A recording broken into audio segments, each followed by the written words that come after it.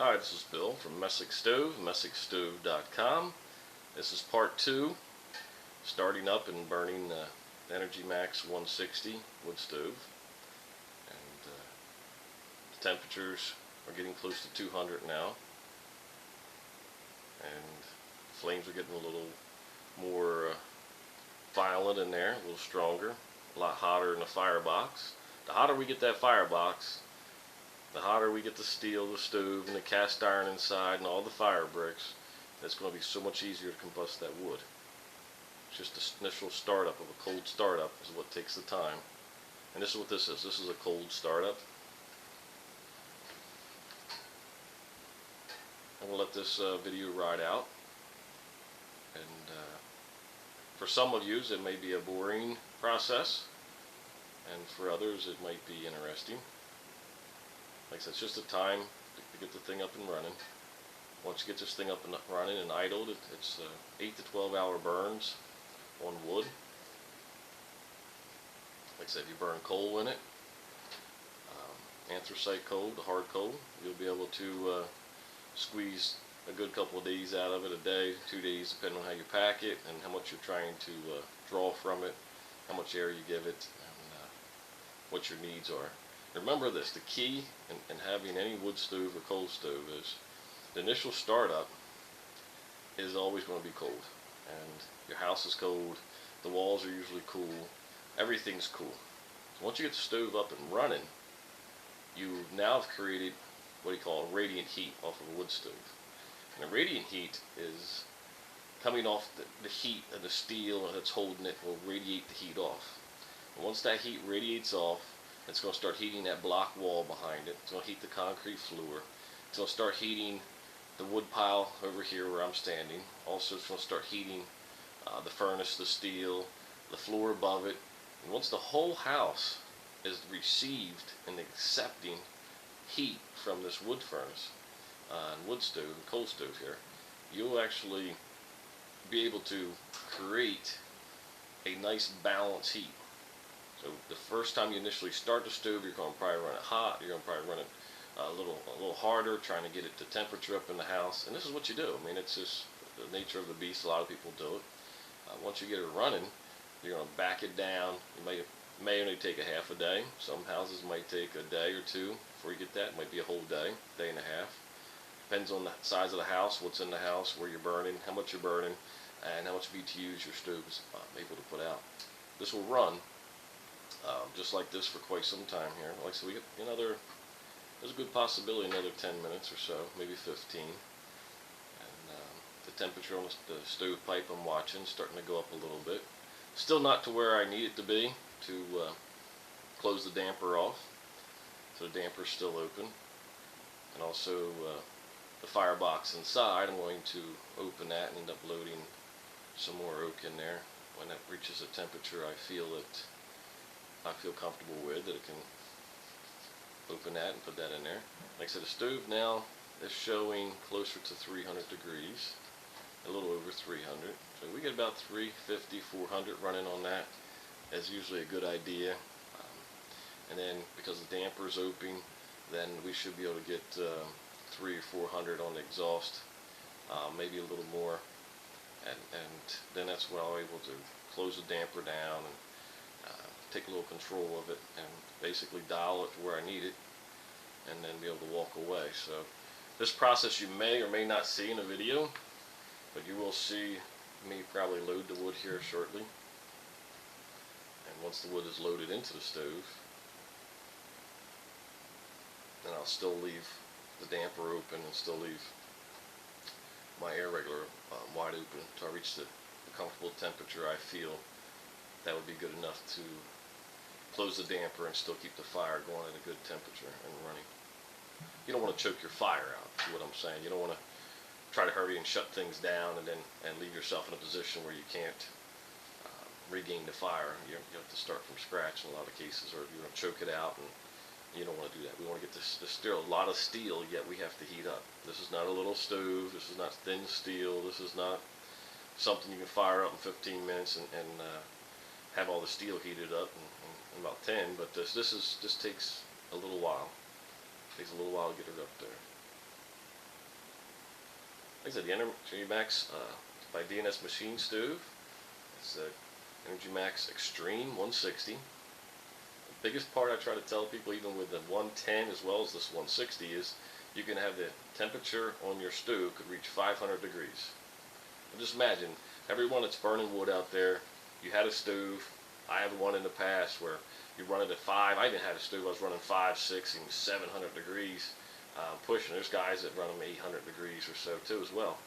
And by doing so, you're getting a lot of heat, trying to heat your home at that temperature. But what's happened is, most of the cases in those days with your stoves I'm talking about, you're having the same temperature your stove is going out the chimney, so, or out your stovepipe and out through the chimney. So in that case, you might be running your stove at 600 degrees and you're having your exhaust be 600 degrees. Not so with the EnergyMAX 160 here. Once I close the damper down, regulate the air, and walk away from it, it controls itself, opens and closes as it needs the air to keep that temperature.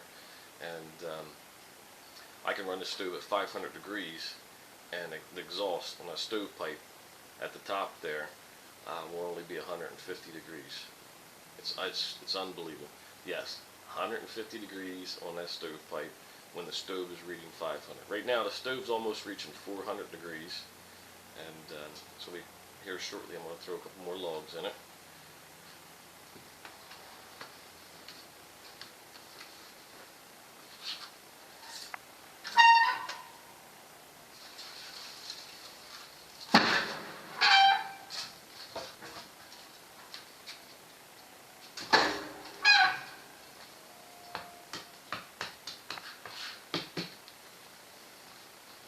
Sometimes you get a little spark, it jumps out. So if you're doing this somewhere where you're supposed to have a carpet or such, you make sure you have a good hearth system down on the ground.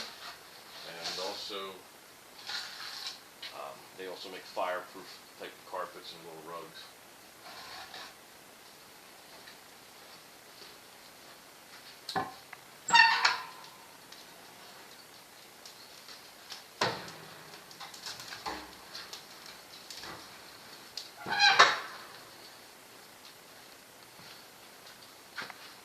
Now we're getting this stovepipe temperature up there a little bit, so it's running pretty hot. I'm going to load a couple more pieces of wood, and then I'll be able to shut that down and let the stove ride on its own.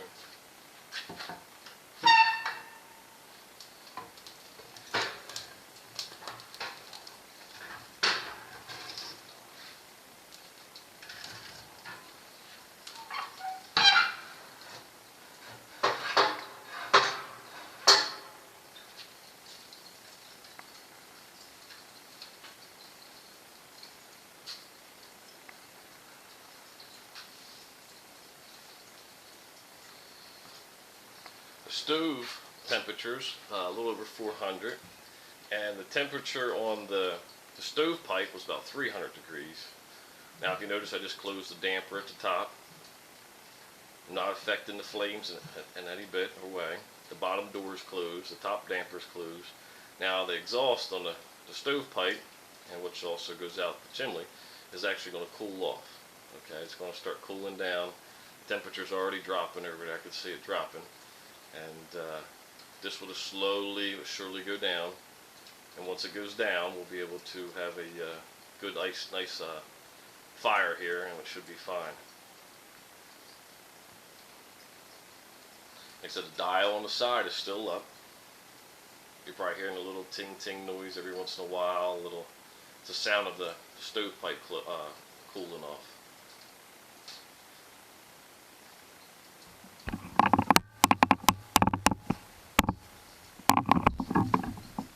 Back up a little bit so you can get a little better view of the whole process here. Sorry for the inconvenience and noise. There's the stainless steel stovepipe, and there's also the flames still getting it. I'm getting close to my temperature where I want to run, but I just put fresh wood in there, so I want to make sure that burns and gets started pretty good. And as soon as I get started, I'll be able to shut her back a little bit and then let her idle.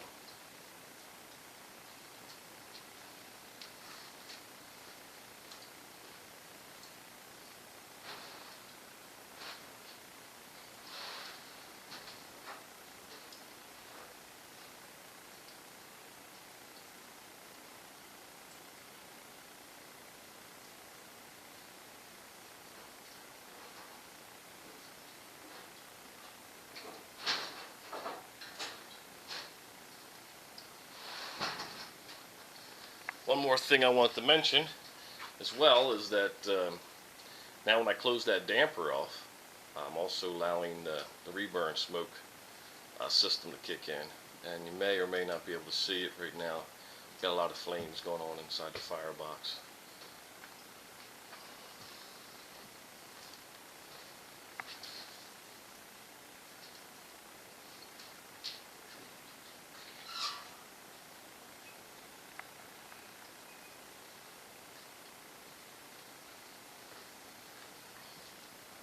So I dialed down the stove a little bit, about halfway, see if we can get a little control on it, and run it at the seat. Now it's almost 450 degrees now. We don't want to go much more than that. 500 degrees is probably where it will max out, and then we'll bring it back down to about 425, 450. I usually try to run it right around 400 degrees, sometimes 350.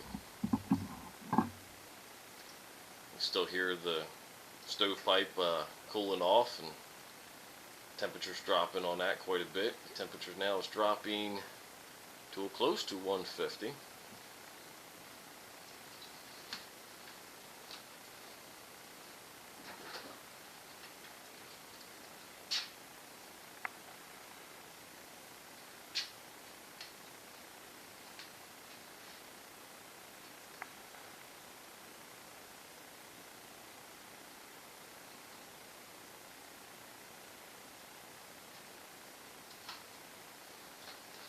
What I was doing there is just running a little laser gauge, temperature reading gauge, and we got 500 degrees on the stove right now, and the stovepipe is now cooling down to about 160, and it will drop down and ride probably right about 150 to 140 going out the exhaust. So that's starting the stove on the DNS machine stove, EnergyMAX 160. That's how I start the DNS machine stove. Hopefully it helped you. And like I said, it's just a matter of, it's a big firebox, you got to get it up and going pretty quick, pretty hot, and hopefully this helps you. If you start your stove a little different than this, that's fine. And like I said, this is a pretty big firebox, 4 cubic foot space in there. And now once the stove is up and running, as it is now, it's now heating my hot water in my hot water heater. There's a loop going through it, you can see the copper pipes in the back. And now the temperature of my hot water is going to go up. And I need to do a little video on that too to show you guys what's going on with that and what that's about too. So hopefully this has been helpful. I'll let this ride and see for a few seconds here or a minute, and then I'm going to shut her down. Shut the video down, that is. Thanks for watching. MessickStove and MessickStove.com.